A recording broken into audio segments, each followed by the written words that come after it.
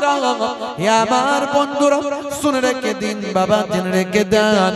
আপনারা জানেন আকবর বাদশা দ্বীনে এলাহি তৈরি করেছিল বাবা।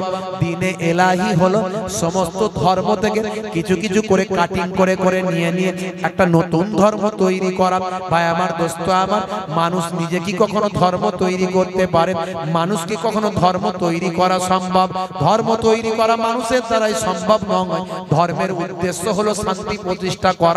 মানুষ কি কখনো শান্তির নিদর্শন দিতে পারে?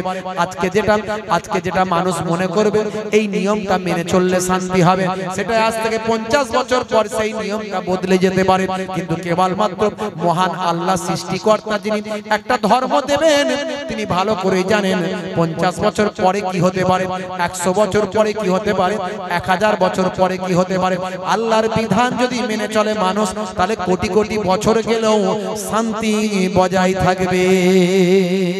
এরই জন্য আল্লাহ বলছেন, বান্দারে শুনে রেখে দাও, কোরআন মাজিদে জানিয়ে দেওয়া হয়েছে, ইন্নাদ-দীনা ইনদাল্লাহিল ইসলাম, আমি আল্লাহ আমার মনোনীত ধর্ম হলো ইসলাম।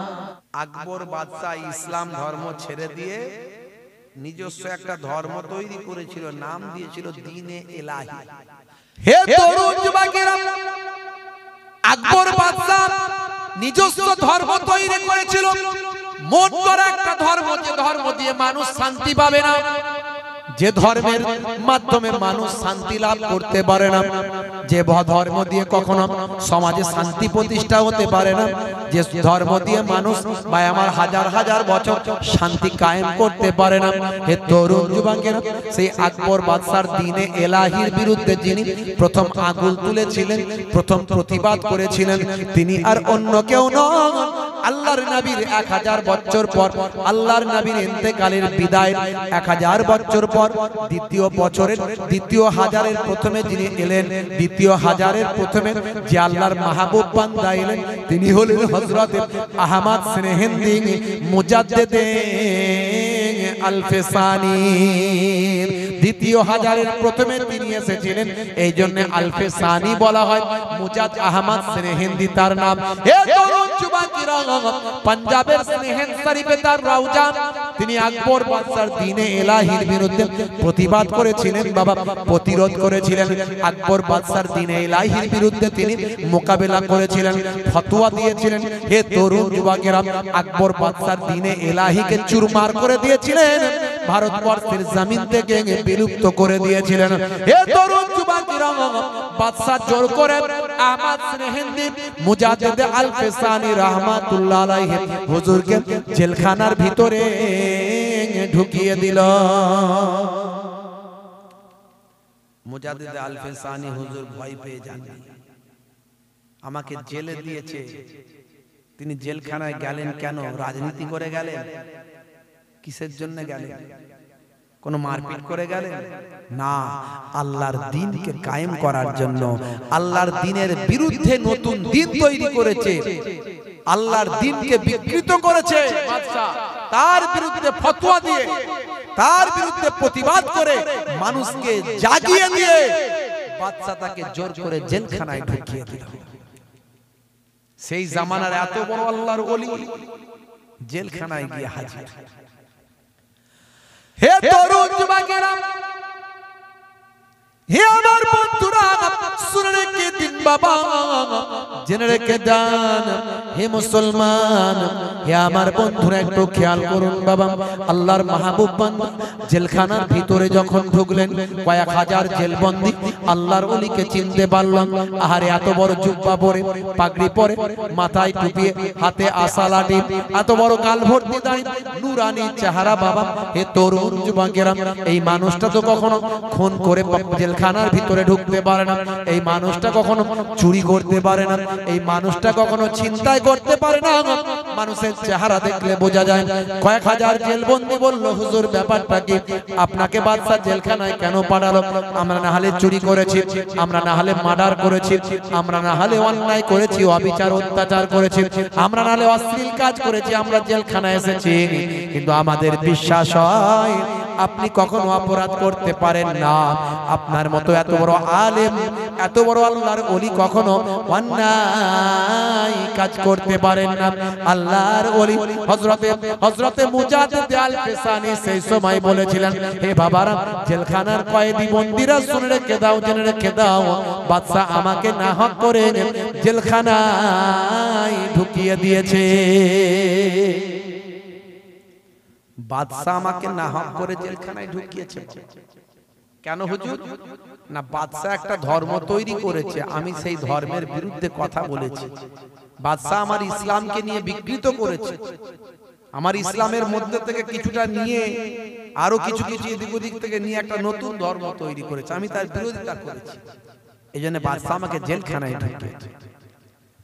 হে তরুণ যুবকেরা, হে আমার বন্ধুরা, আল্লাহর মাহবুব বান্দা বাবা, আল্লাহর ওলি বান্দা জেলখানার কয়েক হাজার বন্দীদের বলতে লাগলেন, হে জেলখানার বন্দীরা শুনে রেখে দাও, আজকে আমি আহমদ স্নেহেন্দি মুজাদ্দিদ আল ফিসানি যদি জেলখানার বুকে না ঢুকতাম, তাহলে তোমাদের মতো কয়েক হাজার জেলবন্দীদের সঙ্গে আমার মোলাকাত হতো না।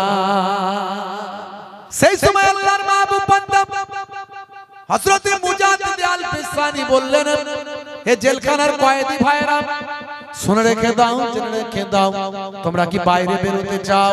সবাই বলল হ্যাঁ। তাহলে বাইরে বের করার মালিক কে? একমাত্র আল্লাহ। আল্লাহ ছাড়া কেউ বের করতে পারবে না।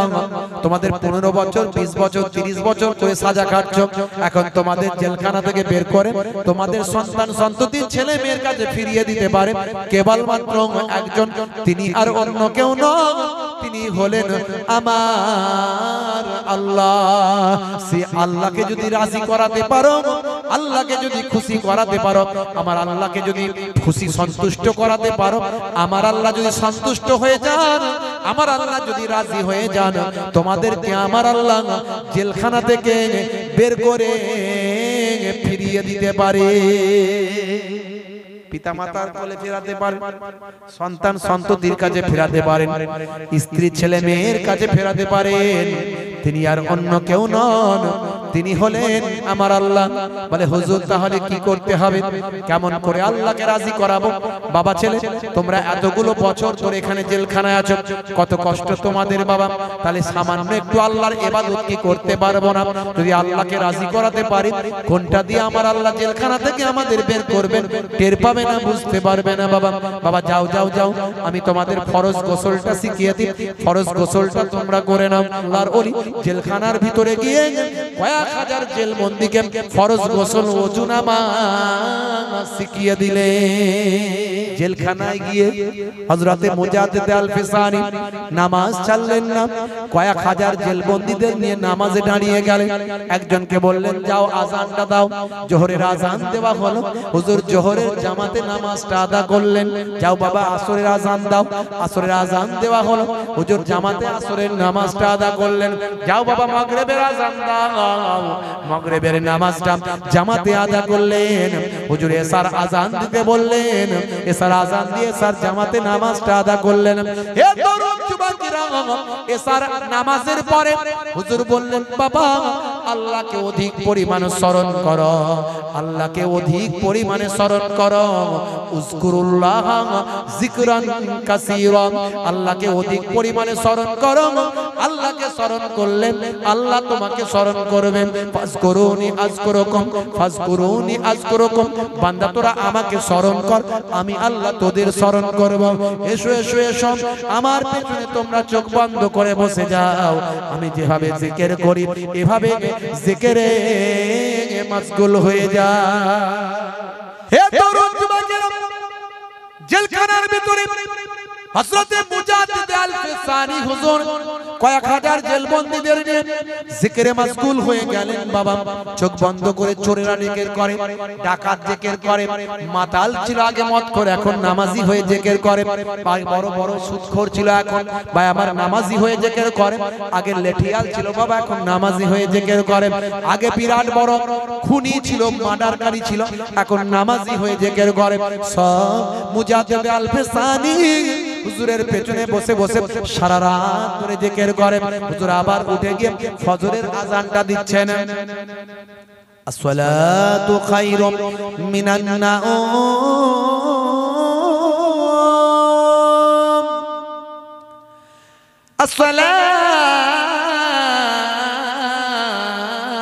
আসসালাতু খায়রুম মিনান নাওম।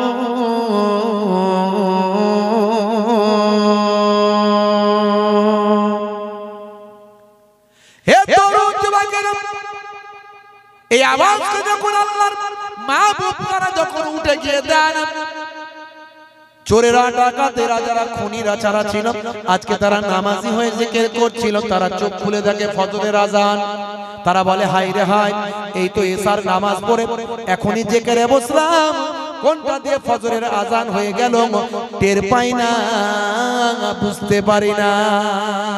হে তরুণ যুবকেরা, এইভাবে রাতের পর রাত চলতে লাগলো। জেলখানার জেলারের আর ঘুম আসে না, দারোগা বাবুর আর ঘুম আসে না, আজকে জেলখানার কয়েদিদের জিকিরের আওয়াজে তার ঘুম আসে না। হে তরুণ যুবক, হে আমার বন্ধুরা, শুনে রেখে দিন বাবা, জেনে রেখে দিন বাবা, জেলখানার দারোগা চলে গেলেন বাদশার কাছে। বাদশার রাজ দরবারে গিয়ে বলেন, বাদশা জাহাপনা, এই কাকে আপনি জেলখানায় ঢুকিয়েছেন? এ আর কি ঢোকানো হুজুর লোক পেলেন না বাদশা জাহাপনা? কাকে জেলখানায় ঢোকালেন? যাকে জেলখানায় ঢুকিয়েছেন আসার পরে জেলখানা মসজিদ হয়ে গেছে, জেলখানা ওয়াজের মাহফিল হয়ে গেছে, খালি জিকির করছে, নামাজ পড়ছে, এই সবই তো চলছে। হে তরুণ যুবকেরা, বাদশা চুপ করে রইলেন, কিছু কথা বললেন না। বেশ কয়েকদিন কেটে গেল। এইভাবে কেটে যেতে যেতে বাদশা একদিন আরামের বিছানায় ঘুমিয়ে আছেন। বাবা, আরামের বিছানায় বাদশা একদিন ঘুমিয়ে আছেন। হঠাৎ করে তিনি দেখছেন ঘরটা নূর আর নূর, আলো আর আলো, জ্যোতি আর জ্যোতি হয়ে গেছে। হে তরুণ যুবকেরা, বাদশা স্বপ্নের মধ্যে দেখছেন ঘরটা নূর আর নূর, আলো আর আলো, জ্যোতি আর জ্যোতি হয়ে গেছে। সেই সময় একজন নূরওয়ালা মানুষ, নূরওয়ালা চেহারার মানুষ সেখানে উপস্থিত হয়েছেন। বাদশা তাড়াতাড়ি উঠে গিয়ে ওই মানুষটাকে জিজ্ঞাসা করেন, কে বাবা, কে বাবা আপনি কে? আপনার এত সুন্দর চেহারা, আপনার নূরের আলোতে, আপনার শরীরের আলোতে ঘরটা আলোয় আলোকিত হলো। হে তরুণ যুবকেরা, সেই সময় সেই নূরওয়ালা মানুষটা বলেন, হে বাদশা, তুমি কি আমাকে চিনতে পারলে না? তুমি কি আমাকে জানতে পারলে না? তুমি কি আমাকে বুঝতে পারলে না? তুমি আমাকে চেনো না বাদশা, চেনো না? আমি আর অন্য কেউ নয়, অন্য কেউ নয়, আমি হলাম আখেরি জামানার পয়গম্বর। জোরে হবে না? হে তরুণ যুবকেরা, এমন সময় দেখতে পাওয়া যায় বাবা, সেই সময় লক্ষ্য করা যায় বাদশাকে আল্লাহর নবী পয়গম্বর রূহানি হালাতে সেখানে হাজির হয়ে আমার নবী, দয়ার নবী বললেন, বাদশা তুমি আমার কাছে এসো না, টাচ করো না, আমার থেকে দূরে থাকো, আমাকে ছুঁয়ো না, টাচ করো না, আমার কাছে এসো না, আমার সঙ্গে মুসাফা কাদাম বুসি তুমি করো না। আচ্ছা, তোমার কাছে আমি শক করে আসি না, তোমার কাছে জানতে এসেছি হে বাদশা, হে বাদশা, হে বাদশা, আর কতদিন আমার মুজাদ্দেদকে জেলখানায় ভরে রাখবে? বলার সঙ্গে সঙ্গে আল্লাহর নবী গায়েব হয়ে গেলেন, কোথায় অদৃশ্য হয়ে গেলেন, হারিয়ে গেলেন। বাদশার ঘুমটা ভেঙে গেল, তাড়াতাড়ি উঠে বললেন, সর্বনাশ, এখনই আমার নবী এসেছিলেন, আমাকে থ্রেট দিয়ে গেলেন, তাড়াতাড়ি যেতে হবে এই গভীর রাত্রিতে। বাদশা ছুটে ছুটে চলে গেলেন, ছুটে ছুটে গেলেন জেলখানার কয়েদিখানায় চলে গেলেন, জেলখানার দরজার সামনে গেলেন, হে জেলখানার কয়েদি বাবা, জেলখানার দরওয়ান, দরজাখানা খুলে দাও। দরজাখানা খুলে দেওয়া হলো। খুলে দেওয়ার পরে বাদশা দেখতে পান জেলখানার ভিতরে গিয়ে দেখেন আল্লাহর ওলি মুজাদ্দেদ আল ফেসানি আমাসনে হিন্দি হুজুর কয়েক হাজার জেলবন্দীদের নিয়ে আল্লাহর ইবাদতে মশগুল আছে। রাতের বেলা গিয়া কিছু বলতে পারে না, আল্লাহর ওলির পেছনে গিয়ে বসে গেলেন। ফজর হয়ে গেল, ফজরের জামাতে নামাজ পড়লেন, সকলে হুজুরের কাছে মাসলা মাসাইল শিখছেন। বাদশা কুটি কুটি পায়ে সামনে গিয়ে বলেন, হুজুর বেয়াদবি নেবেন না, আমি বাদশা, আমি হলাম রাজা, আমি হলাম বাদশা, আপনাকে জেলখানায় ঢুকিয়েছিলাম, বেয়াদবি হয়েছে, হুজুর গুস্তাখি মাফ করবেন, চলুন বেরিয়ে চলুন। হুজুর আপনি জানেন না, হুজুর আপনি জানেন না, আপনাকে ছাড়ানোর জন্য, বের করার জন্য দুনিয়ার কোন নেতা মন্ত্রী আমার কাছে আসেন না, দুনিয়ার কোন বাদশা আমার কাছে আসেন নাই, বরং আমার কাছে যিনি এসেছিলেন কুল কায়নাতের যিনি বাদশা রাহমাতুল লিল আলামিন আখেরি জামানার পয়গম্বর। হুজুর বেরিয়ে চলুন, আপনি যদি না বেরিয়ে যান আমি বরবাদ হয়ে যাব, ধ্বংস হয়ে যাব। আল্লাহর মাহবুব বান্দা সেই সময় বলেছিলেন, হে বাদশা জাহাপানা শুনে রেখে দিন, জেনে রেখে দিন, আমার রাসূল পাক যখন এসেছিলেন নিশ্চয় আমি জেলখানা থেকে বের হয়ে যাব। তবে মনে রাখবেন, আমি যদি জেলখানা থেকে বের হই, এই আমার সঙ্গে কয়েক হাজার জেলবন্দি আছে, এরাও বেরোবে। কেউ চুরি করেছিল, কেউ ডাকাতি করেছিল, কেউ খুন করেছিল, কেউ অপরাধ করেছিল, কিন্তু আজকে তারা চোর আর চুরি করবে না, ডাকাত আর ডাকাতি করবে না, খুনি আর খুন করবে না। তারা আজকে ঈমানদার হয়েছে, পরেজগার হয়েছে, নামাজি হয়েছে। তাদের অন্তরে যে কালেমার নূর জ্বলে গেছে, আলো জ্বলে গেছে। আজকে তারা সাধারণ মানুষ নয়, প্রত্যেকেই এক একজন আল্লাহর ওলি হয়ে গিয়েছে। জোরে হবে না? জোরে হবে না? হুজুর মুজাদ্দিদ আল-ফিসানি হুজুর যখন জেলখানা থেকে বেরিয়ে এলেন, কয়েক হাজার জেলবন্দীকে আল্লাহর ওলি করে বেরিয়ে করেছিলেন। ইতিহাস অস্বীকার করা যায় না। জোরে হবে না? আল্লাহর আলেম বান্দারা, ওলি বান্দারা যেখানে থাকেন, যেখানেই যান, সেখানেই তারা হেদায়েতের কাজে লেগে যায়। যতই মাটি শক্ত হোক, যতই মাটি শক্ত হোক, এটা সুন্নতে নববী। এটা কি সুন্নতে নববী? আমার নবী তায়েফের মাটিতে গিয়ে হেদায়েত করতে গিয়েছিলেন, নবীর শরীরের রক্তে মাটি লাল হয়েছিল। কথা ঠিক না ভুল? তায়েফের মাটি শক্ত, মানুষ এত গোমরা, এত মানুষ বেঈমান যে আমার নবীকেও তারা চিনল না, মারলো। তবুও নবী ভেঙে পড়েছিলেন, হেদায়েত করা বন্ধ করেছিলেন? করেননি। কারণ এই অর্ডারটা কার? ফাযাক্কির ফাইন্না যিকরা তানফাউল মুমিনিন। হে আমার নবী, আপনি বলতে থাকুন, আপনি হেদায়েত করতে থাকুন। মুমিনরা, মুমিনদের জন্য আপনার হেদায়েত করাটা উপকারে লাগবে। জোরে বলুন সুবহানাল্লাহ। জোরে হবে না? ওলি রাজাই বলেন বই খুলে খুলে, পাপ হতে আই তোরা আই বহুদূর, পাপ হতে আই তোরা আই বহুদূর, পাপ হতে আই তোরা আই বহুদূর। ওলি রাজাই বলেন বই খুলে খুলে, পাপ হতে আই তোরা আই বহুদূর। এখনো কোরআনি বাণী যাই বয়ে যায়, এখনো হাদিসি বাণী যাই বয়ে যায়, এখনো কোরআনি বাণী যাই বয়ে যায়, এখনো হাদিসি বাণী যাই বয়ে যায়।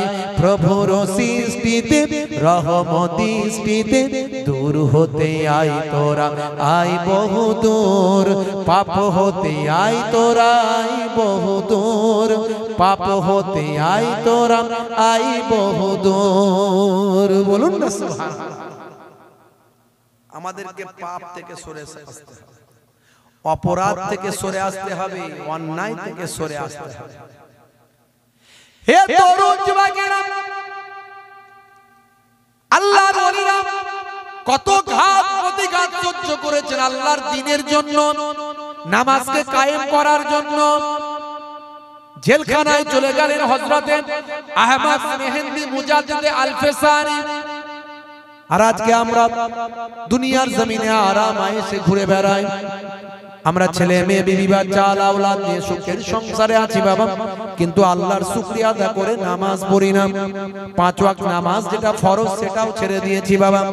নামাজের সময় হলে বলি কাজ আছে, কিন্তু কাজটা আমার কাছে ইম্পর্টেন্ট হলো, নামাজটা ইম্পর্টেন্ট হলো না।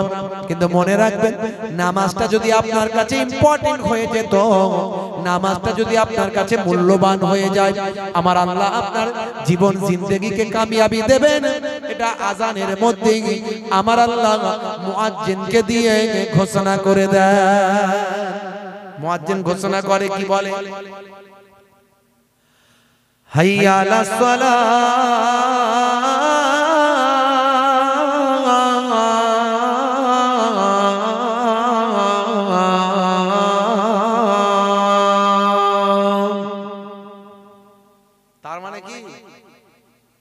নামাজের দিকে এসো। মুয়াজ্জিন ঘোষণা করে কি বলছে? নামাজের দিকে এসো। যদি নামাজের দিকে আসো তাহলে কি হবে? কি হবে? মুয়াজ্জিনকে আল্লাহ বলছে বলে দাও কি লাভ হবে। মুয়াজ্জিন তাই আবার ঘোষণা করছে, হাইয়া আলাল ফালাহ,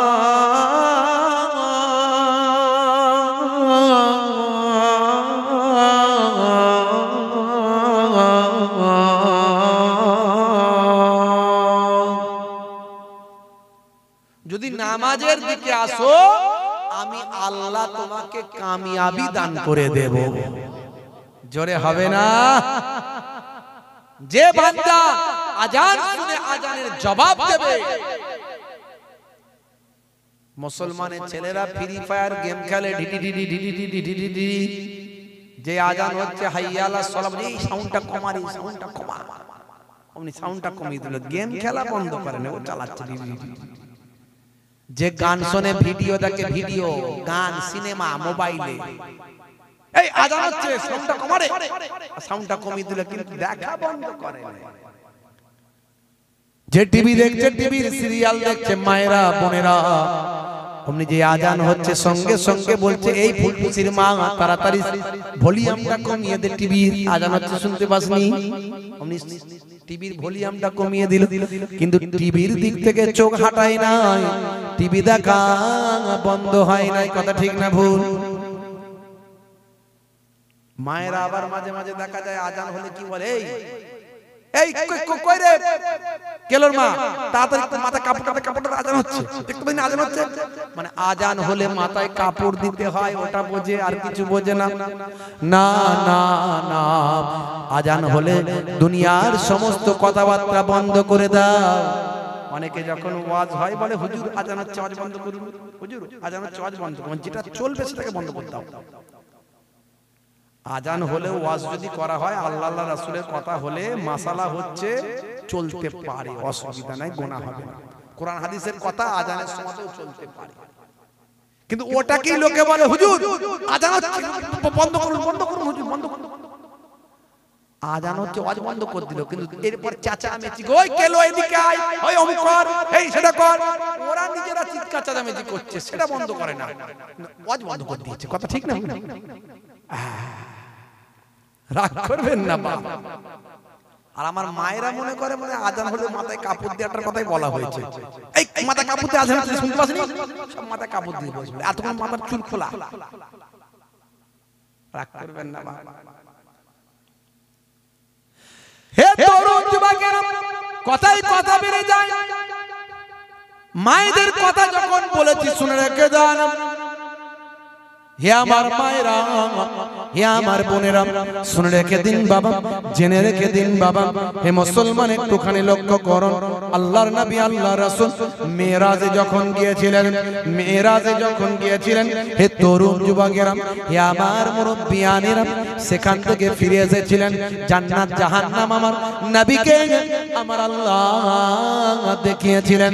হে তরুণ যুবকেরা, হে আমার মুরব্বিয়ানেরা, শুনে রেখে দিন বাবা, জেনে রেখে দিন বাবা। অনেকগুলো হাদিসকে একত্রিত করলে পাওয়া যায় মহিলারা, মায়েরা, মায়েরা, মায়েরা বাবা, হে মায়েরা, মেয়েরা, শুনে রেখে দেন। আল্লাহর নবী 6 ধরনের নারীর আযাবটা জাহান্নামায় দেখেছিলেন। যখন জাহান্নামার আযাব শাস্তিগুলো দেখানো হয়, তখন নারীদের 6টা ধরনের নারীর শাস্তি তিনি দেখেছিলেন।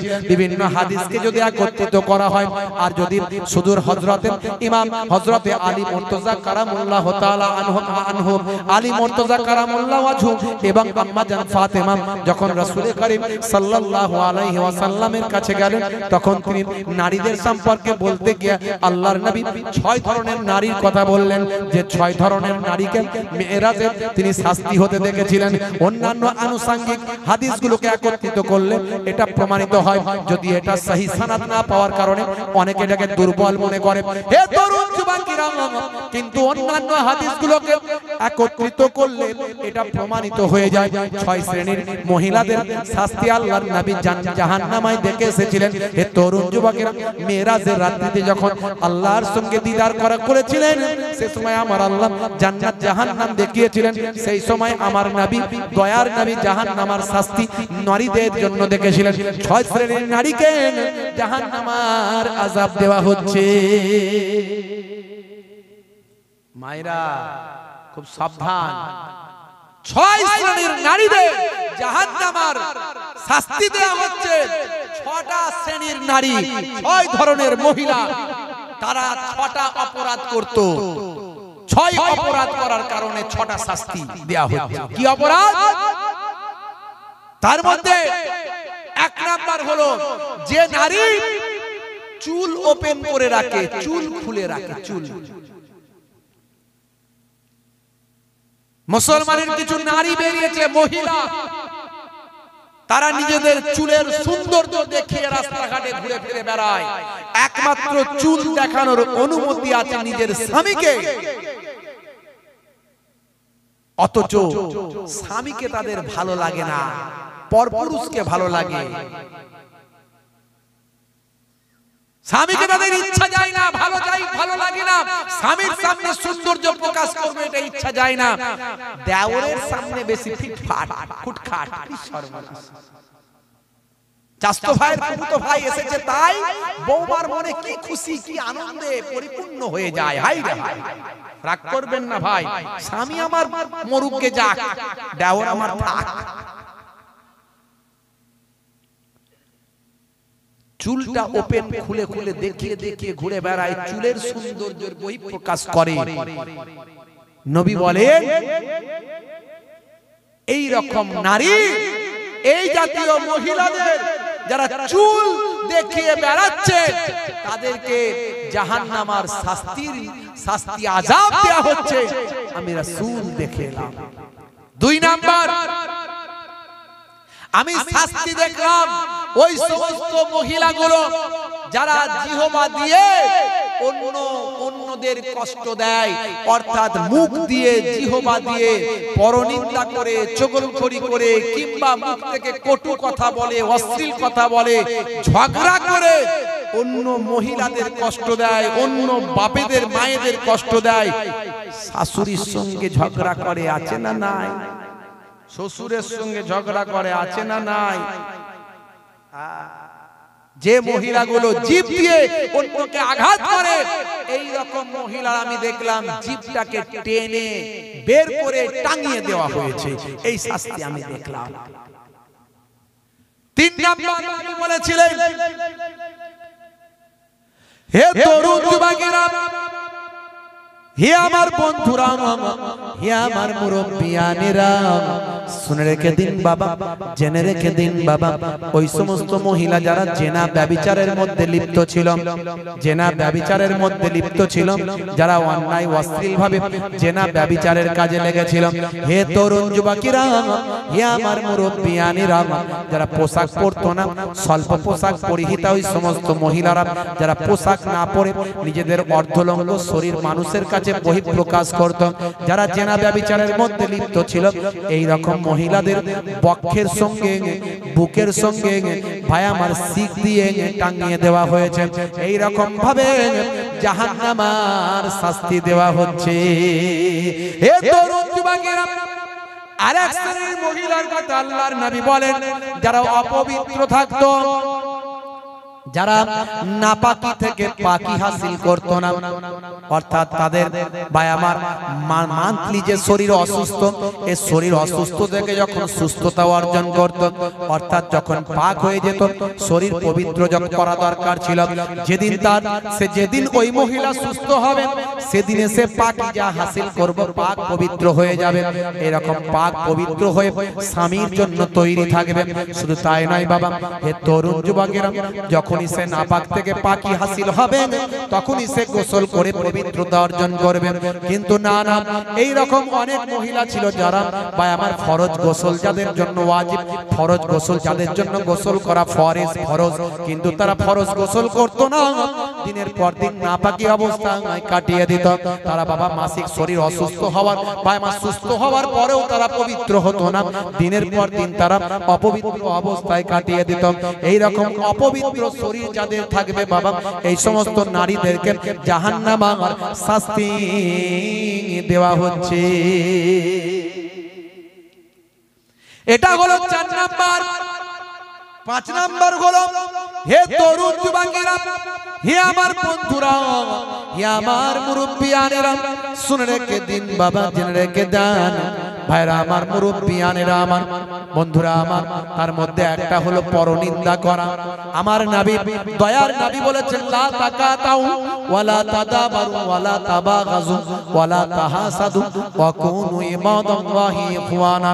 তোমরা বিদ্বেষ পোষণ করো না, তোমরা পরনিন্দা করো না, তোমরা হিংসা করো না, তোমরা বাবা একে অপরের প্রতি ভাই আমার বিদ্বেষ পোষণ করো না, তোমরা একে অপরের প্রতি ঝগড়া অশান্তি করো না। হে দুনিয়ার মানুষেরা, তোমরা একে অপরের ভাই হয়ে যাও। লা তাকাতাউ, তোমরা বিচ্ছিন্ন হয়ে যেও না, তোমরা পরনিন্দা করো না, তোমরা বিদ্বেষ পোষণ করো না, তোমরা একে অপরের প্রতি হিংসা করো না। লা তাহাসাদু কুনু ইবাদাল্লাহি ইখওয়ানা, তোমরা একে অপরের আল্লাহর বান্দারা ভাই হয়ে যাও। কিন্তু এক শ্রেণীর মহিলা যারা পরনিন্দা করত, পরনিন্দা চগলখড়ি আছে না নাই, এর কথা ওকে লাগিয়ে দেওয়া, তার কথা তাকে লাগিয়ে দেওয়া, এক শ্রেণীর মহিলারা করে। বুঝতে পারছেন? এই ঘরের খবর ও ঘরের বউকে বলে, ও ঘরের খবর সেই ঘরের বউকে বলে। বিশ্বনবী বলেন, এই রকম পরনিন্দাকারী চগলখড়ি অন্য জায়গায় হাদিসের মধ্যে বলেছেন, তোমরা কি চাও তোমরা তোমাদের মৃত ভাইয়ের গোশত খেতে পছন্দ করো? যারা মৃত ভাইয়ের গোশত খেতে পছন্দ করে তারাই তো চগলখড়ি করে। যে বান্দা চগলখড়ি করবে, পরনিন্দা করবে, এর কথা ওকে বলাবেন, ওর কথা ওকে বলবেন, সে যেন তার মৃত ভাইয়ের গোশত ভক্ষণ করলাম। শুধু তাই নয়, আল গীবাতু আসাদ্দু মিনাজ জিনা, গীবত করা জিনার থেকেও মহাপাপ। হে তরুণেরা, যুবকেরা, হে ছেলেরা, মেয়েরা, আল্লাহর নবী সোনার জবানে জানিয়ে দিলেন, এক শ্রেণীর মহিলা যারা দুনিয়ার জমিনে পরনিন্দা করত, চগলখড়ি করত, তাদের আমি মেরাজে গিয়ে জাহান্নামের শাস্তি ভক্ষণ করতে আমি দেখে এলাম।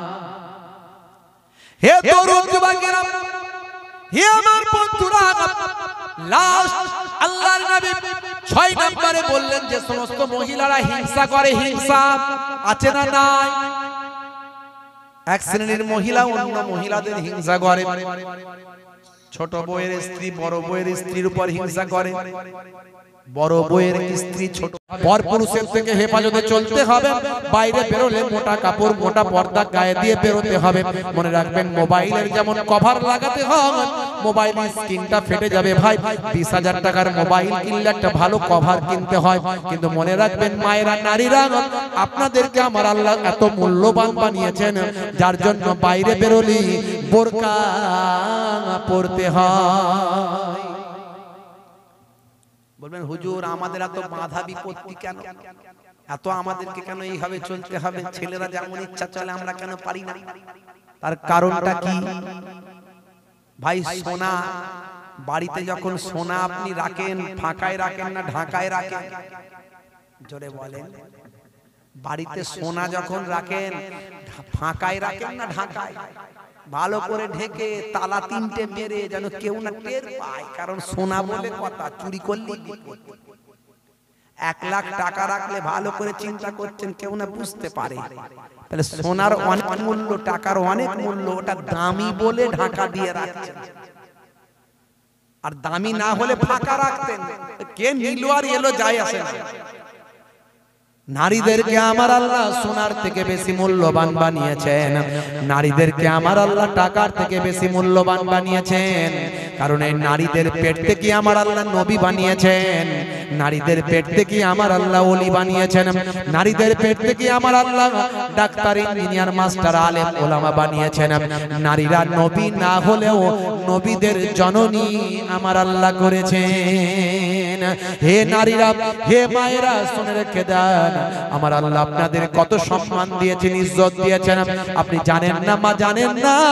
হে দুনিয়ার সন্তান সন্ততিরা, দুনিয়ার সন্তান সন্ততিদের উপর, দুনিয়ার ছেলে মেয়েদের উপর আমার আল্লাহ আমার নবী নির্দেশ দিয়েছেন, যাও যাও যাও তোমার মায়ের সম্মান করো, তোমার মায়ের ইজ্জত করো, কারণ তোমার মায়ের পায়ের তলায় তোমার জান্নাত।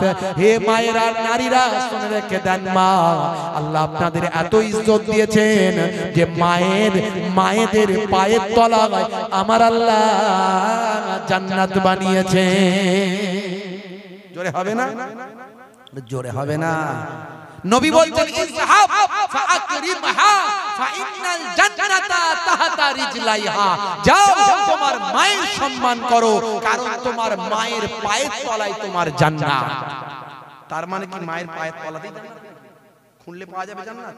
না না, মাকে এমন ভাবে রাজি করো, মা যদি রাজি হয়ে যায় তাহলে জান্নাত পাবে, আর মা যদি নারাজ হয়ে যায় তার মানে জাহান্নাম। কথাটার ব্যাখ্যাটা ঠিক নিতে হবে।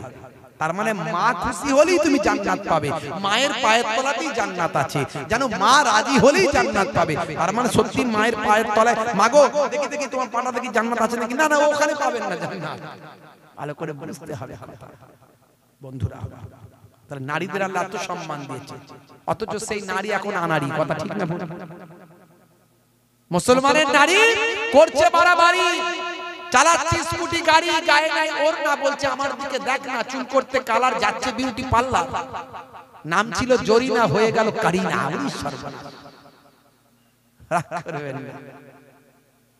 হাই রে হাই, শাশুড়ি ডাকছে মা আই না, বলছে মা দাঁড়াও না, খালি চুলটা এদিকে ঘিলাই ওদিকে নাড়াই, এদিকে অ্যাক্টিং ওদিকে অ্যাক্টিং, কত রকমের চুলের ফিরিঙ্গি তৈরি করেছে, এদিকে বেনি ওইদিকে ঝুলছে ওদিকে নড়ছে। হাই রে ভাই, কি গাল পালিশ, লাল পালিশ, ঠোঁট পালিশ, জিভ পালিশ, এদিকের পালিশ সেদিকের পালিশ, শেষে বলে দেখ আমার থোপরা যেন প্রিয়ঙ্কা চোপড়া।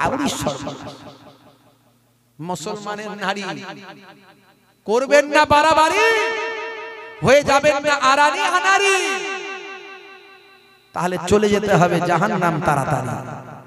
রাগ করবেন না মা, আপনার সৌন্দর্য, আপনার রূপ, আপনার যৌবন, আপনার সবকিছু আমার আল্লাহ ফিক্স করেছেন কেবলমাত্র অনলি ওয়ান স্বামীর জন্য, আর কারো জন্য নয়। সেই স্বামীকে ভালোবাসুন, সমাজ সুস্থ থাকবে। আজকে সমাজে অশান্তি, ঘরে ঘরে মারপিট, ঘরে ঘরে 22440। দেখবে আজকালকার নারীও তো হয়েছে আনাড়ি, তবু আমাদের একটু ওয়াজ নাসিহাত আছে বলে আমাদের ঘরের মেয়েরা একটু কন্ট্রোলে আছে, নালে ঘরের মেয়েরা সব হোম মিনিস্টার। কথা ঠিক না ভুল? ঘরের মেয়েরা সব কি হোম মিনিস্টার, আপনি তাকে কিছু বলতে পারবেন না। বড় বড় অফিসার, সারা দুনিয়ায় বাঘ, আর বইয়ের কাছে ছাড়ফুকা। কথা ঠিক না ভুল? সারা দুনিয়ায় বাঘ, বইয়ের কাছে ছাড়ফুকা, কিছু কথা বলবে না। শিক্ষকের স্ত্রী ঝগড়ার সময় বলে আমাকে বেশি শেখাতে এসো না। অভিনেতার স্ত্রী ঝগড়ার সময় বলে আমার সঙ্গে নাটক করবে না। অ্যাডভোকেটের স্ত্রী ঝগড়ার সময় বলে আমার সঙ্গে আইন শেখাতে এসো না। দোকানদারের স্ত্রী ঝগড়ার সময় বলে আমাকে সস্তার মাল পেয়েছো। ইঞ্জিনিয়ারের স্ত্রী ঝগড়ার সময় বলে মেরে বালি চাপা দিয়ে দেব। আর কসাইয়ের স্ত্রী ঝগড়ার সময় বলে কেটে টুকরো টুকরো করে দেব। আর জেলের স্ত্রী ঝগড়ার সময় বলে মেরে শুটকি মাছ বানিয়ে দেব। আর যদি সাচ্চা মাওলানার ঘরের স্ত্রী হয় তাহলে বলে ঝগড়ার সময় ঝগড়া হলে বসে মিটিয়ে নেব। ইমাম আহমদ বিন হাম্বল রাহমাতুল্লাহ আলাইহি তার স্ত্রী যখন ইন্তেকাল করেছিলেন, তখন তিনি ইন্তেকাল করার পরে স্ত্রীকে দাফন দিতে গিয়ে চোখ ভরা পানি, বুক ভরা বেদনা নিয়ে বললেন, হে আব্দুল্লাহর মা, হে আব্দুল্লাহর মা, 30টা বছর তুমি আমার সঙ্গে ঘর সংসার করলে, কিন্তু 30টা বছর ঘর সংসারে একদিনও তোমার সঙ্গে আমার ঝগড়া হলো না। জোরে হবে না? আপনাদের মধ্যে এরকম কেউ আছে নাকি? 25 বছর 30 বছর ঘর সংসার করছেন, কোনোদিন বউয়ের সঙ্গে ঝগড়া হয়, স্ত্রীর সঙ্গে আছে কেউ? থাকতেও পারে না, হওয়ার কিছু নাই। হে তরুণ যুবকেরা, ছাত্র বলল হুজুর, স্টুডেন্ট ছাত্র বলল হুজুর, হে ইমাম আহমদ বিন হাম্বল, আপনি এত বড় একজন আল্লাহর মাহবুব বান্দা, এত বড় একজন আলেম বান্দা যে কথাটা শোনালেন যে 30টা বছর আপনার সংসার ধর্ম করেছেন, অথচ আপনার সঙ্গে ঝগড়া হয়নি কোনোদিন, আপনি কোনোদিন ঝগড়া করেননি, আপনার স্ত্রীও আপনার সঙ্গে ঝগড়া করেননি। ব্যাপারটা বুঝলাম না হুজুর, এটা কি করে সম্ভব? 30টা বছরের মধ্যে কখনো কি ঝগড়াঝাটি হতে পারে না? সেই সময় ইমাম আহমদ বিন হাম্বল বললেন, আমার স্ত্রী এতটা সৌভাগ্যবান আর আমিও এতটা সৌভাগ্যবান। আমার স্ত্রী এতটা বিদুষী, আমার স্ত্রী এতটা এডুকেটেড, কোরআন হাদিসের এতটা নলেজ, এতটা জ্ঞান যে যখন আমি কখনো বিরক্ত বোধ করতাম, আমি যখন কোনো সময় রাগান্বিত হতাম, আমার স্ত্রী তখন চুপ থেকে সবকিছু সবর করে নিত এবং মানিয়ে নিত। আমার স্ত্রী যখন কোনো সময় রাগান্বিত হয়ে যেত, তখন আমি সে সময় চুপ থেকে সবর করে মানিয়ে নিতাম। এইভাবে আমরা আমাদের মধ্যে জীবনে 30টা বছর কেটে গেছে, কোনোদিন মুখোমুখি ঝগড়া আমরা করি না। বুঝতে পারছেন বন্ধুরা আমার? আজকে মুসলমানের নারী শুনে রাখুন, মাগো আজকে মায়েদের কি সম্মান দেওয়া হয়েছে, কি ইজ্জত দেওয়া হয়েছে। হে তরুণ যুবকেরা, আমার আল্লাহ কোরআন মাজিদের মধ্যে জানিয়ে দেন, ووصينا الإنسان بوالديه إحسانا حملته أمه كرها ووضعته كرها وحمله وفصاله 30 شهرا। হে দুনিয়ার মানুষ, আমি নির্দেশ দিয়েছি তোমাদের, ওয়াসাইনাল ইনসানা বিওয়ালিদাইহি ইহসানা, তোমরা জানো তোমাদের পিতামাতার ইহসান করবে, তোমরা তোমাদের পিতা মাতার সঙ্গে সদ্ব্যবহার করবে। হে দুনিয়ার মানুষ শুনে রেখে দাও, তোমরা তোমাদের পিতা মাতার সঙ্গে খারাপ আচরণ করো না, পিতা মাতাকে কখনো কষ্ট দিও না। পিতা মাতা যদি তোমাদের প্রতি রাগান্বিত হন, পিতা মাতা যদি তোমাদের প্রতি কষ্ট পান, তাহলে মনে রাখবেন কোন নামাজ, কোন রোজা, কোন ইবাদত বন্দেগী তোমাদের জান্নাতে নিয়ে যেতে পারবে না। হে তরুণ যুবকেরা, আপনাদের মনে আছে হযরতে আলকামা রাদিয়াল্লাহু তাআলা আনহু, হযরতে আলকামা রাদিয়াল্লাহু তাআলা আনহুর আম্মা জানের মনে দুঃখ হয়েছিল। হে তরুণ যুবকেরা, হে আমার মুরব্বিয়ানেরা, হযরতে আলকামা রাদিয়াল্লাহু তাআলা আনহু আল্লাহর নবীর একজন সাহাবী ছিলেন। বাবা, আল্লাহর নবীর সাহাবী, কিন্তু মায়ের মনে দুঃখ দিয়ে ফেলেছিলেন, স্ত্রীর কথা বেশি শুনে ফেলেছিলেন, মায়ের মনে দুঃখ লেগে গিয়েছিল, মা কষ্ট পেয়েছিলেন। ইন্তেকালের যখন সময় হলো, হে তরুণ যুবকেরা, হে আমার মুরব্বিয়ানেরা, ইন্তেকালের সময় সাহাবীরা কালেমা পড়াচ্ছেন, হে আলকামা কালেমা পড়ো, লা ইলাহা ইল্লাল্লাহ। আলকামার জবান থেকে কালেমা নসিব হচ্ছে না। সেই সময় আল্লাহর নবী আল্লাহর রাসূলের কাছে খবর গেল, ইয়া রাসূলুল্লাহ হাবিবাল্লাহ, ইয়া রাসূলুল্লাহ হাবিবাল্লাহ, আপনার সাহাবী বলে কথা, অথচ তার জবান থেকে কালেমা নসিব হয় না। আল্লাহর নবী বললেন, নিশ্চয় মায়ের মনে দুঃখ লেগেছে। মা হলো আমার হৃদয়ের আলো, জননীর মুখ দেখে মন করে ভালো। মা হলো আমার হৃদয়ের আলো, জননীর মুখ দেখে মন করে ভালো। মায়ের আঁচলেতে কত মুখ মুছেছি, যখনই মুখে হাতে নোংরা দেখেছি। মায়ের আঁচলেতে কত মুখ মুছেছি, যখনই মুখে হাতে নোংরা দেখেছি। মা আমার কান্নায় বিচলিত হয়ে যায়, সন্তানের চোখে পানি বুকটা ফেটে যায়। মায়ের কদমেতে জান্নাত জানো কি, সেই কদমে তুমি চুম্বন করো কি। আর কত সম্মান মায়ের জানো কি, জানলে জীবনে তুমি তা মানো কি। জোরে হবে না? আরে জোরে হবে না? জননী মায়ের স্মৃতি আজ বুকে বয়ে যায়, কষ্টের দিনগুলো আজ মনে পড়ে যায়। জননীর অনাহারে দিন রাত কেটে যায়, তবু যেন সন্তান খালি পেটে না রয়। মা হলো তোমার দুনিয়াতে জান্নাত, মারা না বলে পাবে তুমি দোজখ। এই কথা তুমি আজও মানো কি? মানলে মায়ের সেবা করো কি? এটা হলো আল্লাহর নির্দেশ জানো কি? জানলে সে বিধান তুমি তা মানো কি? জোরে হবে না? জোরে হবে না? এই মাঝে মাঝে কলম চালাই তো।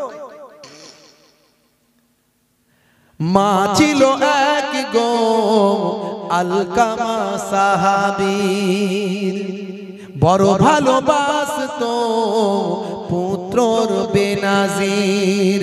মায়ের হৃদয়ে ব্যথা লেগে যায় যখনই, মা বলে প্রভু আমি তার জননী।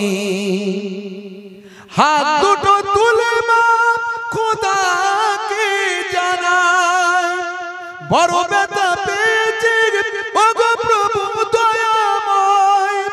ইন্তেকালে তার দেখো কি ঘটে যায়, সাহাবীর কালেমা নসিবে না হয়। নবীজির ওসিলায় মা তাকে ক্ষমা দেয়, কালেমা পড়ে তার রূহ পাখি উড়ে যায়। জোরে হবে না? জোরে হবে না?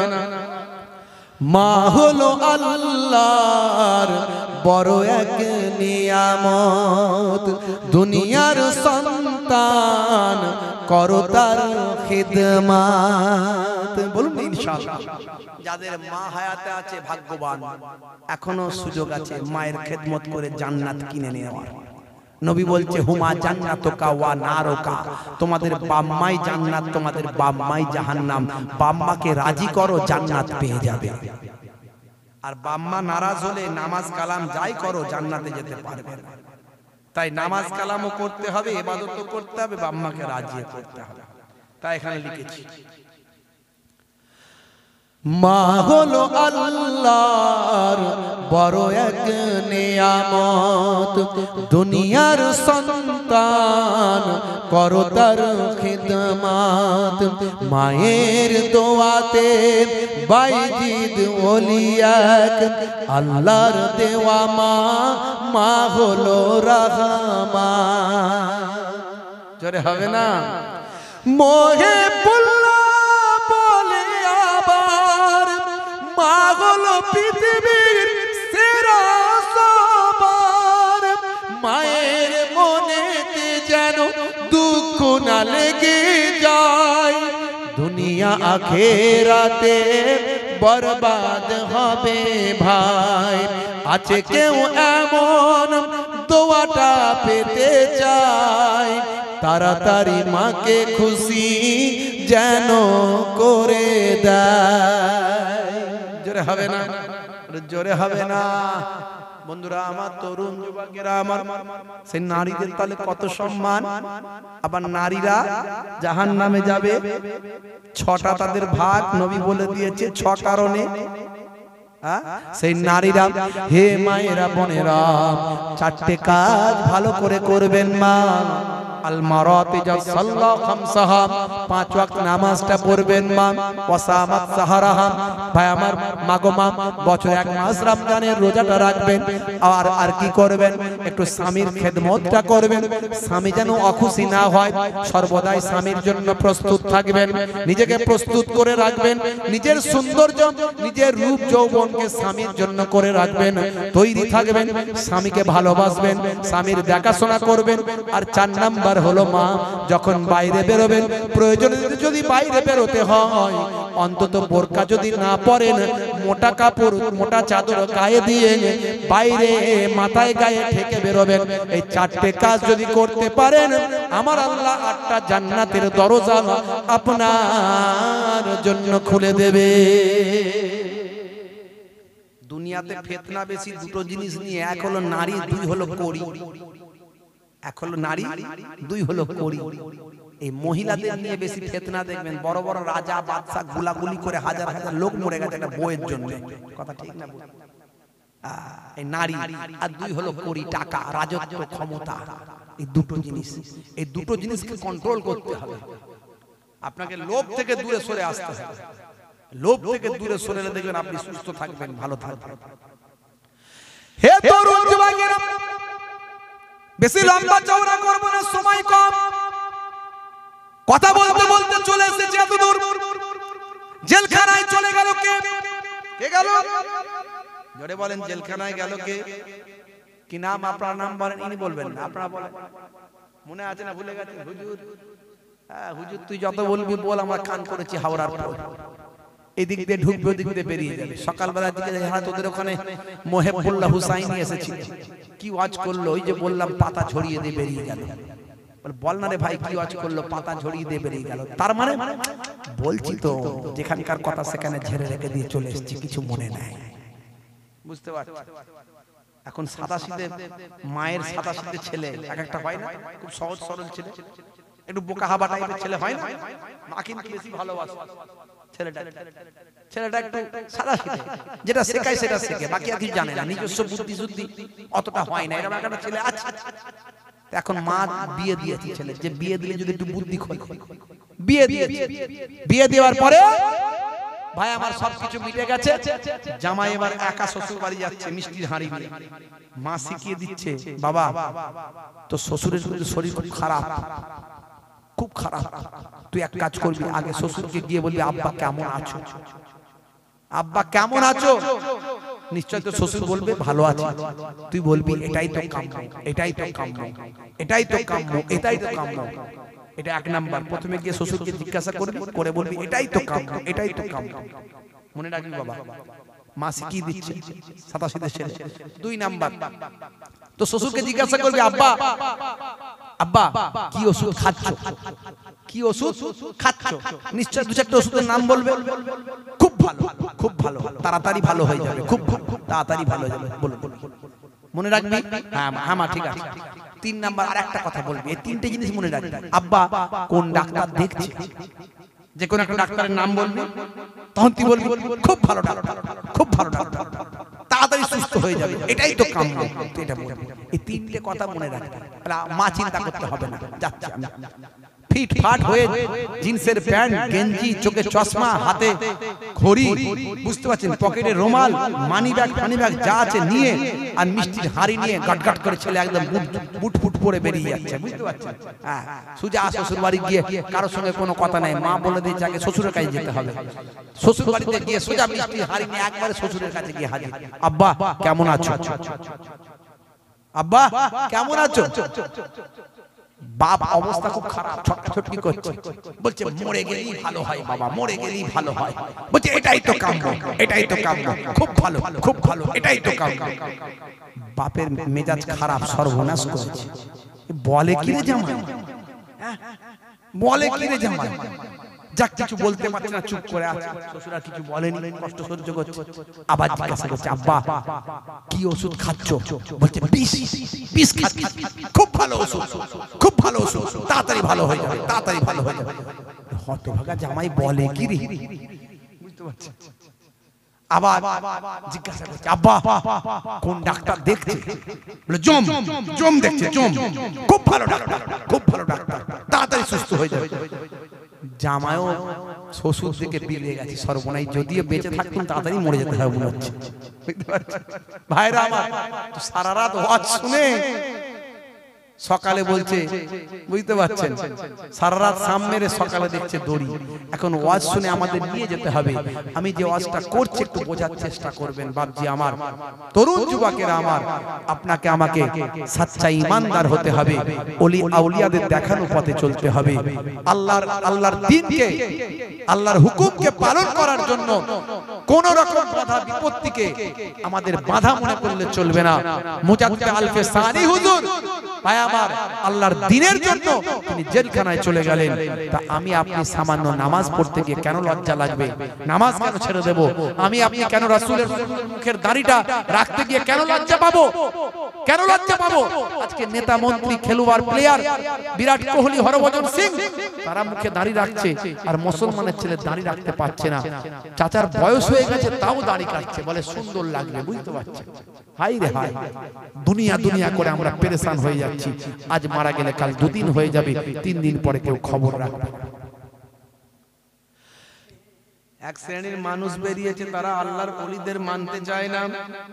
ওলি আবার কি, পীর আবার কি, খাজা গরিব নওয়াজ আবার কে, বড় পীর সাহেব আবার কে, সরাসরি মুজাদ্দিদ জামান পরিহাস করে, ঠাট্টা। বুঝতে পারছেন? হ্যাঁ, আল্লাহর ওলিদের অবদানেরা মানতে চায় না। হে তরুণ যুবকেরা, এরা হযরতে ওমর ফারুক রাদিয়াল্লাহু তাআলা আনহুকে বলে বেদাতি। ওমর ফারুক বাবা, কোন ওমর ফারুক?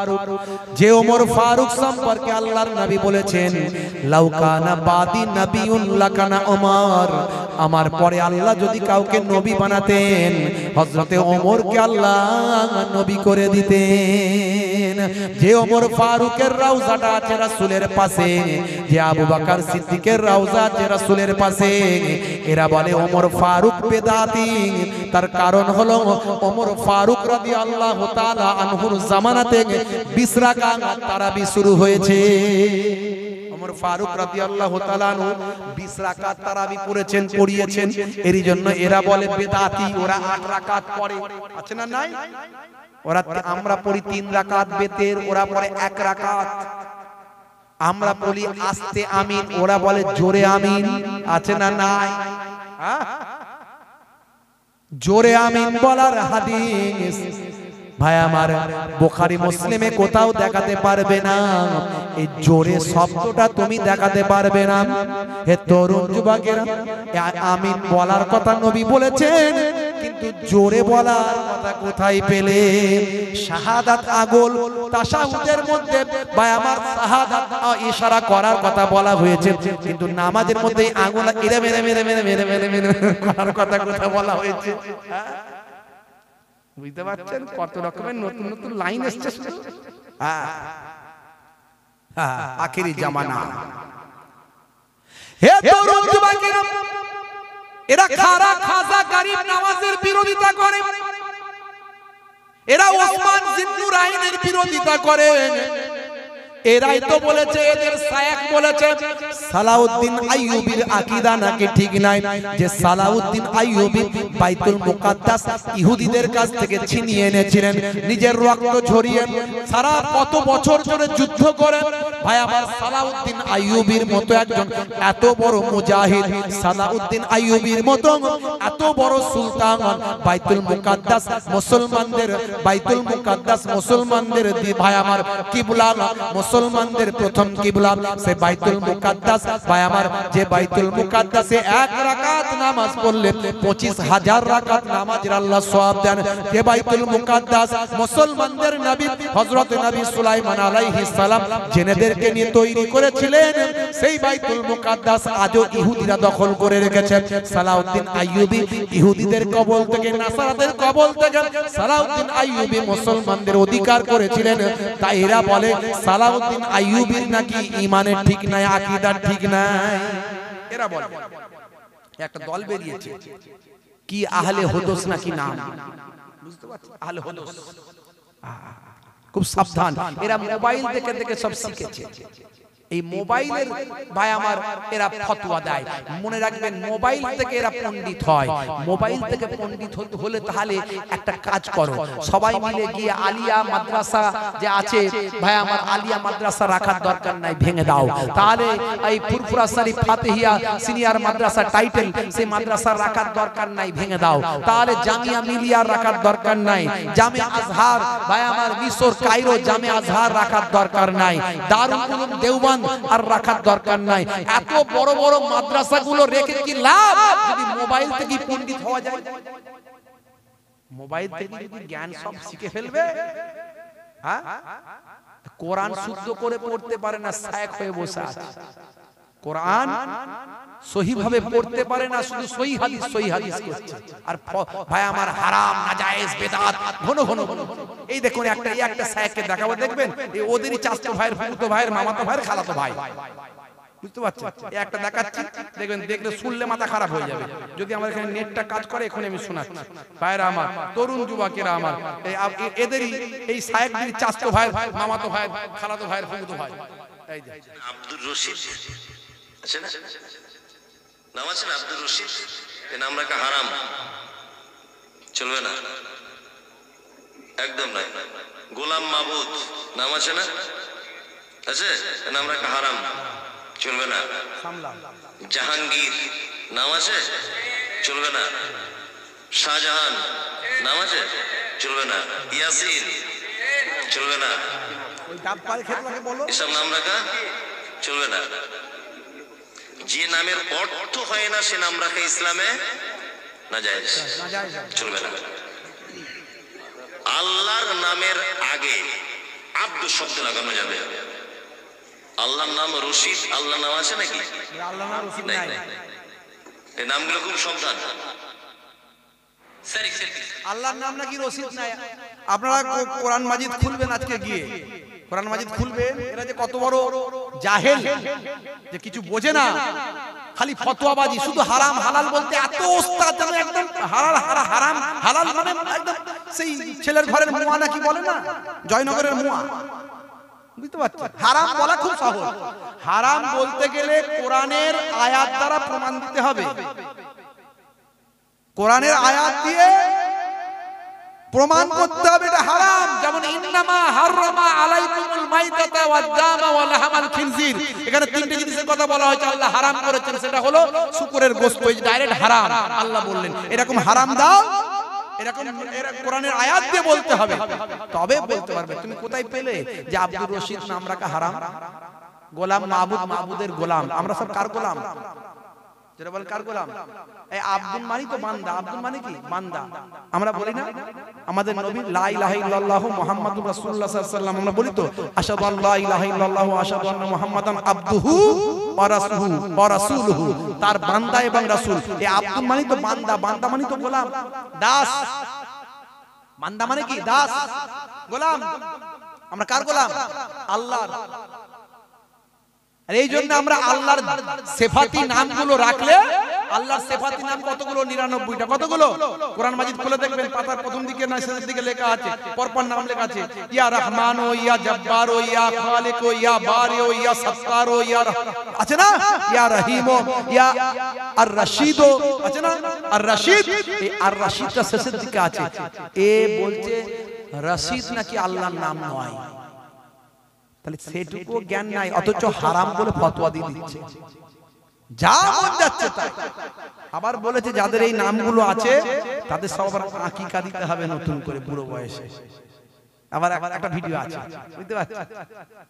আর আমার ঘরের ছেলেরা এদেরকে বলছে বিরাট বড় পণ্ডিত রে, এ কত দামি দামি কথা বলছে, এই হুজুররা বলতে পারে না। হুজুররা সব জানে, বলতে পারে না কেন? এমন অনেক বিতর্কিত জিনিস আছে যেগুলো বললে মানুষের ঈমান নষ্ট হয়ে যাবে। এই যে কথাগুলো বলছে এতে ঈমান থাকবে? হ্যাঁ বন্ধুরা আমার, তরুণ যুবকেরা আমার, আর রশিদ আল্লাহর নামের একটা সিফাতি নাম কোরআন মাজিদে আছে। এই আল্লাহর নামগুলো যদি সিফাতি নামগুলো কেউ রাখে, তার আগে আব্দুল কথাটা ব্যবহার করতে হয়। যেমন রহমান নাম কেউ রাখলে আব্দুল কথা ব্যবহার করতে হবে। আব্দুর রহমান মানে রহমানের গোলাম, রহমানের দাস, রহমানের বান্দা। আর আব্দুর রশিদ মানে রশিদের বান্দা, এই বলছে রশিদ নামই নাই। আবার ইয়াসিন বলতে রাখা যাবে না, এখন ওই ডাব ফাপ পেরে খেতো কে যেন ডাব ফাপ পাততো বলে, তো তাকে তার নামও তো চলবে না, তাহলে তাকে তো আকিকা দিয়ে নাম চেঞ্জ করতে হবে। ওসব চাচতো ভাইয়ের, ফুফুতো ভাইয়ের, মামাতো ভাইয়ের, খালাতো ভাই, তো তার তো একটু ঠিক করে নে, তাহলে কার নাম রাখা যাবে না। হাই রে হাই মুসলমান, আমরা কোন জামানায় এসে পৌঁছে গেলাম। এরা মনে রাখবেন সালাউদ্দিন আইয়ুবী, এরা সালাউদ্দিন আইয়ুবীর বলে ঈমান ঠিক নাই, সালাউদ্দিন আইয়ুবীর নাকি আকীদা ঠিক নাই, মানহাজ ঠিক নাই। এরা বলে ফিলিস্তিনিরা সহি নয়, সহি হচ্ছে ইসরাইলীরা। এদের শায়েখ বলেছে, এদের শায়েখ ভালো করে খোঁজ করবেন পেয়ে যাবেন। এদের শায়েখ বলেছে যে ফিলিস্তিনিরা সহি নয়, ওদের ঈমান সহি নয়, হামাসের ঈমান সহি নয়, সহি হচ্ছে ঈমান আকীদা সহি হচ্ছে কার? না ইহুদিদের। এদের নেতারা বলেছে, মনে রাখবেন। হাই রে হাই, এই জন্য বাংলাদেশের একজন ভাই আমার স্কলার বক্তা, তিনি অন্য সিলসিলার হতে পারে, ছোটখাটো আমলগত ব্যাপার নিয়ে আমাদের মতবিরোধ থাকতে পারে, কিন্তু ঈমানের ব্যাপারে আমাদের মতবিরোধ নাই, আমাদের মৌলিক বিষয়ে মতবিরোধ নয়, ইসলামের 5টা ভিত্তির উপর মতবিরোধ নাই, সামান্য আমলের বিষয়ে অনেকের সঙ্গে অনেকের মতবিরোধ থাকতে পারে, সেটা সাহাবাদের জামানাতেও ছিল, সেই জন্যই মতবিরোধগুলো এসছে। কুফার সাহাবী একরকম ভাবে নামাজ পড়তেন, আবার ইয়ামানের সাহাবী আরেক রকম ভাবে নামাজ পড়তেন, হাত এমন ভাবে বাঁধতেন। যেমন ইমাম আউজাই, ইমাম আবু হানিফা হুজুরকে বলছেন, হে ইমাম আবু হানিফা, আপনি রাফা দাইন একবার করেন, আমরা একবার করি তো। রাফা মানে ওঠানো, আর ইয়াদুন মানে হাত, এই হাতকে আপনি ওঠান একবার। আর অনেকে হাত অনেক ঘন ঘন ওঠায় না, নামাজ পড়তে অনেকবার করে ওঠাই তো ইমাম আউজাই হচ্ছে বেশি বেশি হাত ওঠানোর পক্ষে, আর ইমাম আযম আবু হানিফা বলছেন না, ওসব লাগবে না, একবার হাত ওঠালেই হবে, আমরা একবারই হাত ওঠাই, তাই তো নাকি বন্ধুরা আমার? ইমাম আউজাই বলছেন, আপনি এই মাসালাটা নিয়েছেন, কেন নিয়েছেন? বলছে আচ্ছা বলুন তো দেখি, আপনি কার কাছ থেকে এই আমলটা পেয়েছেন, এই হাদিসটা কার কাছ থেকে পেয়েছেন? বলছে আমি আব্দুল্লাহ ইবনে ওমরের কাছ থেকে পেয়েছি, আমি ইবনে ওমরের কাছ থেকে পেয়েছি। আপনি কার কাছ থেকে পেয়েছেন? ইমাম আবু হানিফা হুজুর বললেন, আমি ইবনে মাসউদ থেকে পেয়েছি, আমি একবার যে হাতটা ওঠাই এই দলিলটা আমি ইবনে মাসউদ থেকে পেয়েছি। তখন ইমামে আযম আবু হানিফা হুজুর ইমাম আউজাইকে বলছেন, আচ্ছা বলুন তো ইমাম আউজাই, আপনি বলুন ইবনে মাসউদ আর ইবনে ওমর দুজনের মধ্যে ফাকিহকে, দুজনের মধ্যে দরজা, মর্তবা, আমল, ইবাদত, তাকওয়া, পরহেজগারি, ইলম, এই সব দিক থেকে দুজনের মধ্যে তাবকায়, উচ্চ মর্যাদায় কার মর্যাদা বেশি? তখন ইমাম আউজাই স্বীকার করলেন যে মর্যাদার দিক থেকে যদি বলতে হয় তাহলে ইবনে মাসউদের মর্যাদা বেশি। ইমাম আবু হানিফা হুজুর বললেন, তাহলে ঠিকই আছে, আপনি আপনারটা নিয়ে চলুন, আমি আমারটা নিয়ে চলি, আমি ইবনে মাসউদকে মানি, আপনি ইবনে ওমরকে মানেন। জোরে বলেন সুবহানাল্লাহ। কারণ সাহাবাদের কাছ থেকেই তো আমরা দলিল পেয়েছি, কথা ঠিক না ভুল? তো এই জন্য সাহাবাদের মধ্যেও মতবিরোধ ছিল, তো এটা কোনো ব্যাপার না, এটা থাকতে পারে, আসল বিষয় সব ঠিক ছিল, আসল বিষয় সব ঠিক ছিল, হাতটা কতটা তুলবে, কে কতবার তুলবে, এইগুলো নিয়ে মতবিরোধ থাকতে পারে, কিন্তু এরা একদম ঈমান শেষ করে দিচ্ছে, এরা মূল জায়গায় আঘাত আনছে। ইমাম ভাই ওমর ফারুক রাদিয়াল্লাহু তাআলা আনহুকে বলছে বেদাতি, ওসমান জিন্নুরাইনকে বলছে বেদাতি, বাইজিদ বুস্তামি রাদিয়াল্লাহু রাহমাতুল্লাহ আলাইহিকে বলছে বেদাতি, এরা বলছে খাজা গরিব নওয়াজকে বলছে বেদাতি। অত্যন্ত দুর্ভাগ্যজনক, আল্লাহর ওলিদেরকে এরা মানে না, সাহাবায়ে কেরামদের মানে না, সাহাবাদের একটা অংশকে এরা বেদাতি বলছে। ভাইরা আমার, শুধু তাই নয়, সালাউদ্দিন আইয়ুবী, সুলতান সালাউদ্দিন আইয়ুবী, যিনি বাইতুল মুকাদ্দাস জয় করেছিলেন, এত রক্ত ঝরিয়ে জীবন উৎসর্গ করে, তার মানহাজকে বলে তার মানহাজ নাকি সহি নয়। আজকে ফিলিস্তিনের 21,000 নিরীহ নিরস্ত্র শিশু, মহিলা, নারী, বৃদ্ধ, বৃদ্ধাদের আজকে শহীদ করেছে কে? ইহুদিরা। অথচ ফিলিস্তিনিদের পাশে না দাঁড়িয়ে এরা বলছে ইহুদিরা ঠিক, ইহুদিদের মানহাজ ঠিক, ইহুদিরা সহি, ইহুদিরা ভালো, এরা ইহুদিদের পক্ষে গেছে, ফিলিস্তিনিদের পক্ষে না দাঁড়িয়ে। এই জন্যই বাংলাদেশের একজন খ্যাতনামা স্কলার নাম হলো আবু তোহা আদনান, এই জন্যই বলেছে যে তোমার মানহাজ, তোমার আকীদা যদি ফিলিস্তিনের পাশে না দাঁড়িয়ে ইহুদিদের সঙ্গে দাঁড়ায়, ফিলিস্তিনের পাশে না দাঁড়িয়ে তোমার আকীদা, তোমার মানহাজ যদি ইসরায়েলের পাশে দাঁড়ায়, ওই রকম আকীদা মানহাজে আমি থুতু নিক্ষেপ করি। এই এক থুতুতে ভাই আমার হক আর বাতিল আলাদা হয়ে গেছে। যারা বাতিল তারা এবার বলছে এটা কেন বললো, সেটা কেন বললো। ঠাকুর ঘরে কে, আমি তো কলা খাইনি, কারো তো নাম ধরে বলেনি, কিন্তু তুমি তো নিজে নিজেই স্বীকার করে নিলে এটা কেন বললো, সেটা কেন বললো। তার মানে তোমরা যে ইহুদিদের দালাল, তোমরা যে ইহুদিদের টাকা খেয়ে কাজ করো, তোমরা যে ইহুদিদের কাছ থেকে ডলার পাও, তোমরা যে আমেরিকা ব্রিটেনদের কাছ থেকে ডলার পাও, এটা তার প্রমাণ। সুলতান সালাউদ্দিন আইয়ুবী যখন বাইতুল মুকাদ্দাস জয় করেছিলেন, জয় করার পরে সবাই খুশি হয়েছিল, কিন্তু সুলতান সালাউদ্দিন খুশি হতে পারেননি। তিনি বলেছিলেন সোর্সের ভিতরে ভূত, আমাদের মাঝখানে আমাদের মতো সেজে আমাদের বিরোধিতা করছে এরকম লোক অনেক আছে, খুঁজে বের করো ভালো করে। গোয়েন্দা দপ্তরকে লাগিয়ে দিলেন, দেখা গেল গোয়েন্দা দপ্তর চলে গেল, গিয়ে দেখলো মসজিদের ইমাম সেজে বসে আছে, মুবাল্লিগ সেজে বসে আছে, আলেম সেজে বসে আছে, বক্তা সেজে বসে আছে, শায়েখ সেজে বসে আছে। তারা সব ইহুদিদের, নাসারাদের কাছ থেকে, ভাই আমার আমেরিকা ব্রিটেনদের কাছ থেকে টাকা খেয়ে মুসলমানদের ভিতরে সামান্য সামান্য ব্যাপার নিয়ে হারাম, নাজায়েজ, বেদাত এইভাবে করে মুসলমানদের ভিতরে মারপিট ঝগড়া লাগাচ্ছে। শুধু এই তাদের কাজ, যাতে মুসলমানরা একত্রিত ঐক্যবদ্ধ হয়ে সমাজের ভালো কাজ না করতে পারে। তারা শুধু মুসলিমদের মধ্যে বিভাজন তৈরি করছে, যাতে ইসলামকে ছোট করা যায়, ইসলামকে খারাপ করা যায়, ইসলামকে হেয় প্রতিপন্ন করা যায়। সারা বিশ্বের মানুষের কাছে ইসলামের আকর্ষণ যাতে নষ্ট হয়ে যায়, ইসলামের যে ডেভেলপমেন্ট, ইসলামের যে গ্রোথ, ইসলামের যে বিউটি, ইসলামের যে সৌন্দর্য, সেটা মানুষ যাতে বুঝতে না পারে। তারা যেন মনে করে ইসলাম মানে ঝগড়া, ইসলাম মানে মারপিট, মুসলমান মানে অশান্তি, মুসলমান মানে বেদাত, মুসলমান মানে হারাম, মুসলমান মানে শিরক। এরা তো কথাই কথাই শিরক বেদাত হারাম করে। ভাইরা আমার, এই নতুন করে এরা শুরু করেছে, এই কয়েক বছর ধরে বেশি বেড়ে গেছে। দেখবেন আমাদের পশ্চিমবঙ্গে ছিল না, বাংলাদেশই ছিল, ইদানিং পশ্চিমবঙ্গে এই কয়েকটা বক্তা উঠেছে। আগে একজন মোবাইল রিপেয়ারিং করত, দেখবেন মোবাইল রিপেয়ারিং করতে, এখন শায়েখ হয়ে গেছে। কোরআন শরীফ সই করে পড়তে পারে না, পড়লেই ভুল পড়ে। আমি কয়েকটা ধরে দিয়েছিলাম, কি রাগ আমার উপরে, আমার বিরুদ্ধে দু তিনখানা ভিডিও করে ফেলেছে। আমি একটা ভিডিও করে পাই তার ভুলগুলোকে তুলে ধরেছিলাম। আমার বিরুদ্ধে ভিডিও তৈরি করে দিয়ে দুখানা তৈরি করে দিয়ে গাল মন্দ, তারা শুধু গাল শেখায়, তাদের ভক্তদেরকে গাল শেখায়, গালাগালি করতে শুধু। কি গালে দমরে ভাই, ভাইরা আমার, তরুণ যুবকেরা আমার, মুরব্বিয়ানেরা আমার, খুব সাবধান। আমাদের আকীদাকে ঠিক করুন, আমাদের ঈমানকে ঠিক করুন। বাবা বন্ধুরা আমার, তরুণ যুবকেরা আমার, মোবাইলে ভিডিও শুনুন, যার বক্তব্য নিন, আমার কোনো আপত্তি নাই। কিন্তু যে বক্তার মধ্যে নবী প্রেম নাই, যে বক্তার মধ্যে ওলি প্রেম নাই, এই রকম বক্তার বক্তব্য শুনবেন না, তাহলে কিন্তু আখেরে জাহান্নামে যেতে হবে। কোরআন হাদিসের নাম বলবে, কোরআন হাদিস বলবে, ব্যাখ্যা ভুল করবে, কোরআন হাদিস শোনাবে, ব্যাখ্যা মানে মতলব ভুল বোঝাবে, বুঝিয়ে আপনাকে নবী প্রেম সরিয়ে দেবে, ওলি প্রেম সরিয়ে দেবে।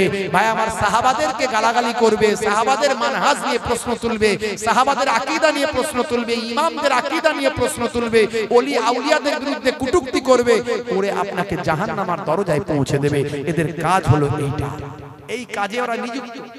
বন্ধুরা আমার, ইমাম আল্লাহর ওলি হযরতে মুজাদ্দিদ আল-ফিসানি রাহমাতুল্লাহ আলাইহি কি বড় আল্লাহর মাহবুব বান্দা।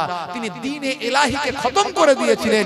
সেই দ্বীনে ইলাহি যদি থাকতো, আজকে আমরা এরকম সঠিক ইসলাম পেতাম না, সঠিক ইসলাম পেতাম না। সেই মুজাদ্দিদ আল-ফিসানি হুজুর জেলখানার ভিতরে তাদের হেদায়েত করলেন কয়েক হাজার জেলবন্দীকে। তিনি বললেন, বাবারা এবার যাও, আজানটা দাও, জামাতে নামাজটা আদা করা হবে। জোরে বলুন সুবহানাল্লাহ। জেলখানার ভিতরে গিয়েও নামাজ তিনি ছাড়লেন না, নিজেও নামাজ পড়লেন, কয়েক হাজার জেলবন্দীকে নামাজ পড়ালেন। কারণ নামাজই পারে আপনাকে সমস্ত সমস্যার সমাধান করে দিতে, কারণ নামাজের মাধ্যমেই সমস্ত সমস্যার সমাধান হয়ে যায়। এই জন্য আমার আল্লাহ জানিয়ে দিয়েছেন ওয়াস্তাইনু বিস-সাবরি ওয়াস-সালাহ, বান্দা তোরা আমার কাছে সাহায্য প্রার্থনা কর ধৈর্য এবং নামাজের মাধ্যমে। নামাজের ওয়াক্ত হবে যখনই মসজিদে চলে যাও তুমি তখনই। ছাড়ো এবার ছাড়ো ছাড়ো এবার ছাড়ো এবার ছাড়ো এই কাজ তোমার। নামাজের ওয়াক্ত হবে যখনই মসজিদে চলে যাও তুমি তখনই। জোরে হবে না? জোরে হবে না? সুবহানাল্লাহ। আর জোরে হবে না? সব কিন্তু আমার লেখা, আমি কারো লেখা নিয়ে বলছি না। আমি বিরাট ব্যবস্থা আমার নয়, ছোটখাটো মানুষ, ভাঙাচোরা কবি, একটু সুযোগ পেলে লিখি আর কি। হ্যাঁ, একটু টাইম পেলে লেখার চেষ্টা করি, কিন্তু ইদানিং আর লিখছি না। আমি যা লিখছি আমার ইউটিউবে ভাইরা সব নিয়ে নিচ্ছে, পরের দিনে ছড়িয়ে দিচ্ছে, এই জন্য আমি আর লিখছি না। বুঝতে পারছি? প্রত্যেক দিন এই ভাইরা ভিডিও রেকর্ডিং করবে যেখানেই যায়, এতে আমি খুশি নই। প্রত্যেক দিন কেন আমার ভিডিও বেরোবে, কেন বের করার দরকার নাই। নামাজের ওয়াক্ত হবে যখনই মসজিদে চলে যাও তুমি তখনই। ছাড়ো এবার ছাড়ো ছাড়ো এবার ছাড়ো এবার ছাড়ো এই কাজ তোমার। ছাড়ো এবার ছাড়ো ছাড়ো এবার ছাড়ো এবার ছাড়ো এই কাজ তোমার। নামাজের ওয়াক্ত হবে যখনই মসজিদে চলে যাও তুমি তখনই। তোমার বাঁচার তোমার মরা লেখেন মোর প্রভু আমারি। নামাজের ওয়াক্ত হবে যখনই মসজিদে চলে যাও তুমি তখনই। বলুন না, জোরে হবে না? ফজরের সময় ঘুমিয়ে থাকি, জোহরে কি দেব কাজে ফাঁকি। ফজরের সময় ঘুমিয়ে থাকি, জোহরে কি দেব কাজে ফাঁকি। রাখো এসব রাখো রাখো এসব রাখো এসব রাখো কথা তোমার। আসর আর মাগরিব হেলা করি, দোকানার আড্ডায় সময়টা দিই। হুজুর ফজরের সময় ঘুমিয়ে ঘুমিয়ে কেটে যায়, সারাদিন কাজ করি, জোহরের নামাজ পড়বো কেমন করে ভাই?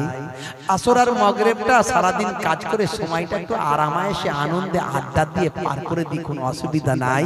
আর রাতের বেলা এশার নামাজের সময় খাই আর ঘুমাই, কি করে নামাজ পড়বো তাই ভাবতে পারি নাই, চিন্তা করতে পারি নাই। তাই নামাজকে বলি হুজুর কাজ আছে, কাজকে বলি না নামাজ আছে। কিন্তু আজ থেকে ভাষাটা পাল্টে দিয়ে বলতে হবে, হে কাজ আমার আগে নামাজ আছে। কারণ নামাজ না পড়লে জান্নাত পাবো না, নামাজ না পড়লে দুনিয়া আখিরাতে শান্তি পাবো না, নামাজ না পড়লে আল্লাহর হুকুমকে মানা হবে না। পৃথিবীর বড় বড় নেতা মন্ত্রী, অথার পণ্ডিত, নায়ক গায়ক, খেলোয়াড়, প্লেয়ার আজকে হেদায়েত হচ্ছে, তারা নামাজ পড়ছে, তারা রাসূলের সুন্নাত মানছে। আজকে Michael Jackson, Gary Miller, Jennifer, বায়ামার কেসিয়াস, কেলে টাইসন, হ্যানুম্যান, পৃথিবী বিখ্যাত বিখ্যাত পণ্ডিত ও বায়ামার গায়ক, নায়ক, খেলোয়াড়, প্লেয়ার আজকে নামাজ পড়ছে। আর আমরা মুসলমান ঘরের সন্তান নামাজকে কোন রকমে বলতে পারি না কাজ আছে, বরং কাজকে বলতে হবে নামাজ আছে। তাই আমি এখানে লিখেছি, এশার সময় ঘুমিয়ে পড়ি, শরীরটা ক্লান্ত মেলিয়ে দি। না না এসব বলো না, এসব বলো না, এসব বলো না বান্দা তুমি। না না এসব বলো না, এসব বলো না, এসব বলো না বান্দা তুমি। রুটি রুজি দিচ্ছে যিনি, জীবন মরণের মালিক তিনি। জোরে হবে না? রুটি রুজি দিচ্ছে যিনি, জীবন মরণের মালিক তিনি। তোমায় আমায় জীবন দিয়ে ভালো রেখেছেন প্রভু আমারি। নামাজের ওয়াক্ত হবে যখনই মসজিদে চলে যাও তুমি তখনই।